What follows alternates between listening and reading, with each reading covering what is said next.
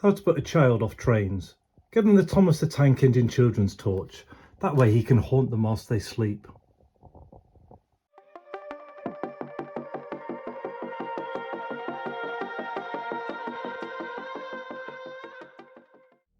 Hello and welcome back to another video, and in this one we'll be looking at this really rather cute Thomas the Tank Engine children's toy.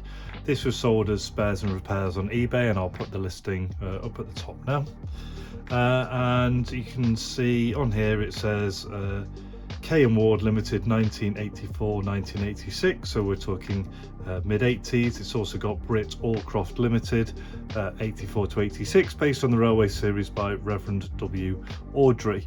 So mid-80s produced item, also featured in the number 33 Spring Summer Argos catalogue in 1990, which I thought was quite interesting.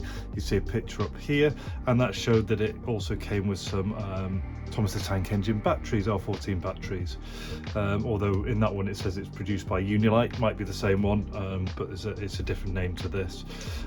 So having a look over the item, when I first saw the pictures on eBay I thought it was going to be much larger, and then when it arrived it was only this big, but actually I think that it just makes it really endearing. It's just so well proportioned. It's just a lovely sweet item. So what you have is Thomas the Tank Engine children's torch label on both sides.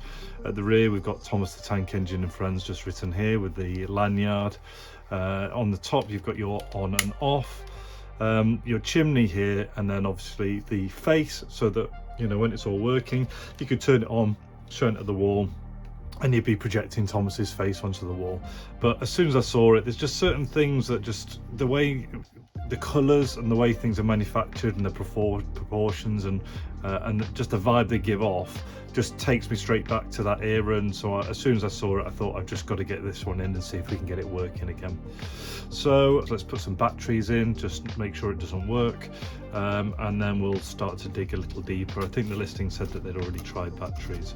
So only way in is going to be unscrewing his head, and I guess we could probably test that bulb at some point, but let's just try the batteries first, and then we can move on. So we're looking for, so it says lift here to fit batteries, so there's a flap there, and then you can see we're then putting in two of these batteries, which I think an R14, it looks like the equivalent of a C-cell battery. So I'll grab a C-cell battery.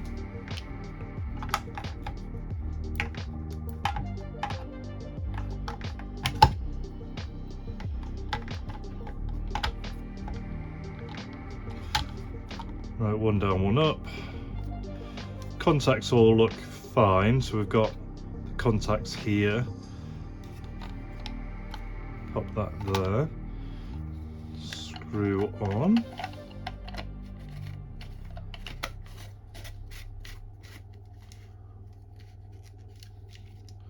Yeah, and obviously we'd now be expecting to get something out of that.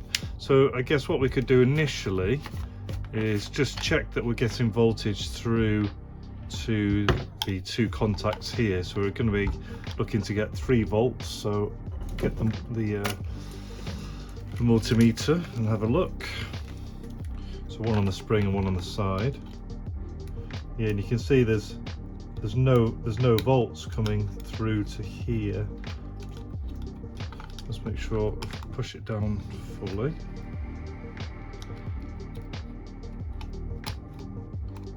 No, nothing on there. So let's try, tell you what, let's just try some power with the bench power supply and just see if we can get that to light up. Just going to set this to 3 volts. So no life coming out of that bulb.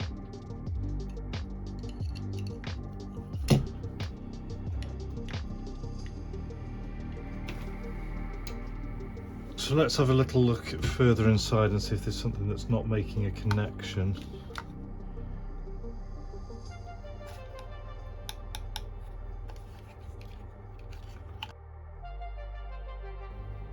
Now, weirdly, there's nothing at the bottom to connect the two, so that'd be a bit weird to just have a negative here and then a positive there, because that's not going to do anything, is it?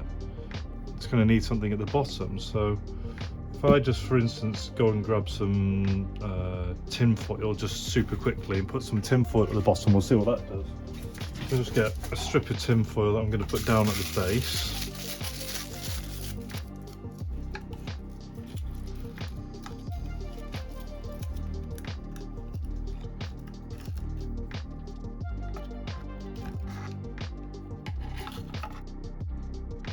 Right, so with this depressed, hopefully the circuit should now be complete and we should get our 3 volts coming through now. Right there, so that's now contacting. You can see the 3 volts showing. So let's have a think about what we can put in the bottom to get the contact working. So again, just pretty much a generic battery contact. I'm just wondering if I put this in at the bottom, kind of tape it in, because there was obviously something that should have been holding it in place down there in the bottom. Cut this spring back, so it's just protruding about the same amount of that, and then put another bit without the spring next to it, again taped down. We should then get a nice contact, shouldn't we?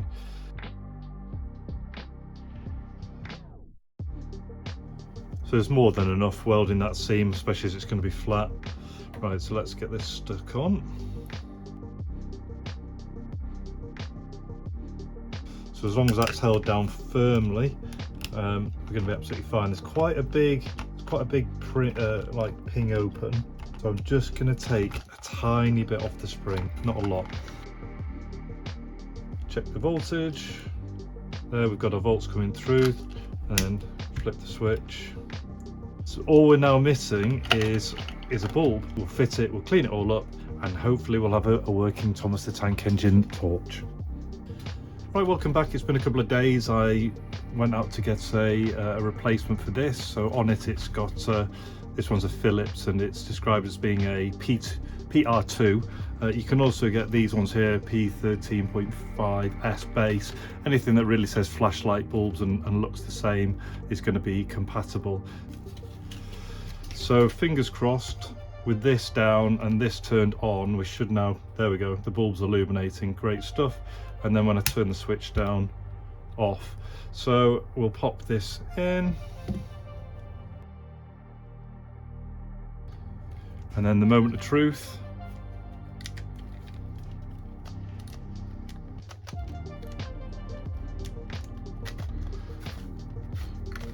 Okay, so that's not the moment of truth. So we want to make sure that's obviously pushing down far enough. Maybe that's one of the issues there. Okay, we're back and we are actually done. I've just been and tested it on my wife, so I have to put all the batteries in and turn it on, and that way I wasn't able to cheat putting it back together. It all worked fine. So now I'm going to demonstrate it on camera, just with a couple of tips when putting it back together. So everything's been cleaned up. We've got our new contacts down at the bottom, all nicely cut to size and stuck down, all nice and secure. To place the battery into the rear, you need to put this one all the way vertically, and then that will then allow you to slide it down into there. For this one, it's then just finding the little spot until it drops down into there. Close it down. Now this will move slightly, that's fine. This stick here will then push it in place when we close the lid. Now for closing the lid, you want to ensure that you push inwards as you're putting it on, but you want to make sure you don't cross thread either. So push down, kind of go counterclockwise, anti-clockwise until it seats correctly, and then just come back to the vertical like so. And if you've done everything correctly, when you hit the switch, you'll then get the light come out on absolutely fine. I'm just going to demonstrate that again. So you're kind of looking at just coming straight on, giving a little bit of a push down, go anti-clockwise until it's seated all the way around, and then just come back to the top again, flip the switch, and there you go. So that's the build complete. It proved out to be a little trickier than I hoped. The initial diagnosis, yes, it's just a simple circuit, but getting the contacts the right size, moving the solder to the bottom so there's a little bit more clearance, then the flap, and just adjusting things until everything was all right. Just needed a little bit of extra time and effort, and then we obviously put the bulb in once I'd figured out the circuit to find everything worked. But I thought it was a really lovely item. What did we say it was? It was from the 80s, wasn't it? Yeah, so it was the Thomas the Tank Engine children's torch, released in 84, 86. Yeah, just a really cool thing. I'm going to put some fresh batteries in and I'll show you him illuminated on the wall, probably in the intro. So if you like the video, please like, share, comment, subscribe. It really helps me grow the channel. And until the next one, all the best, take care and see you.